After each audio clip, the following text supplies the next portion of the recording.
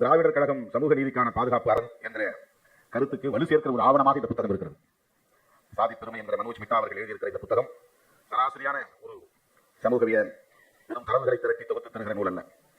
மிக ஆழமான ஆய்வுகளை மேற்கொண்டிருக்கிறார். இந்த ஒரு தொகுப்பை கொண்டு வருவதற்கு அவருக்கு 7 ஆண்டுகள் பிடித்திருக்கிறது. அவர் தன்னுடைய முகப்புரையிலே சொல்லுகிறார், 1984 நடந்த டெல்லி படுகொலை குறித்து ஒரு நூலை நான் வெளியிட்டேன். அதன் பிறகு 2002 ஆண்டு நடைபெற்ற குஜராத் படுகொலை தொடர்பான ஒரு புத்தகத்தை வெளியிட்டேன். மூன்றாவதாக நான் எழுத நினைத்தது இந்தியா முழுவதும் விளிம்புநிலை மக்களுக்கு எதிராக நிகழ்த்தப்படுகிற வன்கொடுமைகளை தொகுக்க வேண்டும் என்பதுதான். அது குறித்து நான் ஆய்வுகளை மேற்கொள்ள முனைந்தேன். சுதந்திர இந்தியாவில், அதாவது நாடு விடுதலை பெற்ற பிறகு, சாதி குறித்தும் தீண்டாமை குறித்தும் சட்டமன்றங்களிலும் அரசியல் நிர்ணய சபையிலும் என்ன விவாதங்கள் நடந்திருக்கின்றன என்பது குறித்து நான் ஆய்வு செய்ய முற்பட்டேன்.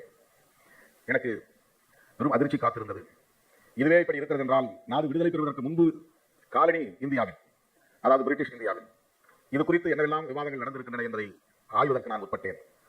எனக்கு ஏராளமான ஆவணங்கள் கிடைத்தன, தரவுகள் கிடைத்தன. அவையெல்லாம் பொக்கிஷங்கள் என்று சொல்லுகிறோம். அவ்வளவு இன்ஃபர்மேஷன்ஸ். அதில் எனக்கு என்ன தோன்றியது என்றால், 1947 இந்த நாடு விடுதலை பெறுவதற்கான போராட்டம் தீவிரமடைந்திருந்தது. நாடும் விடுதலை பெற்றது. இந்த நாட்டின் விடுதலையில் ஆர்வம் கொண்டிருந்த யாரும், விடுதலை போராட்ட வீரர்கள் யாரும், சாதி என்ற சமூக கூறு குறித்து எதுவும் சிந்திக்கவில்லை என்பதுதான் எனக்கு அதிர்ச்சி. அந்த கோணத்தில் ஒருவரும் சிந்திக்கவில்லை, அதை பொருட்படுத்தவில்லை. சமத்துவ சிந்தனைகளை உயர்த்தி பிடிக்கவில்லை. நாடு விடுதலை அடைஞ்சா போதும், சாதியை ஒழிக்க வேண்டும் என்றோ, சாதியின் பெயரால் நிகழ்கிற பாகுபாடுகளை பற்றியோ, ஒடுக்குமுறைகளை பற்றியோ, வன்கொடுமைகளை பற்றியோ விடுதலை போராட்ட வீரர்கள் யாரும் சிந்திக்கவில்லை. இது எனக்கு பெரிய கவலையை தந்தது.